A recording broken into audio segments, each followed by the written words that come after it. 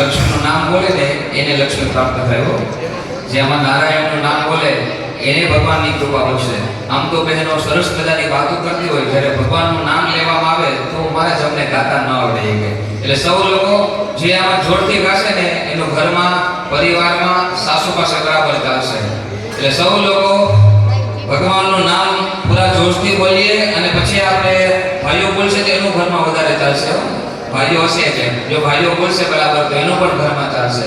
બોલીએ હરિ ભગવાન કી, પુરુષોત્તમ ભગવાન કી, શ્રી હરિ નારાયણ નારાયણ નારાયણ,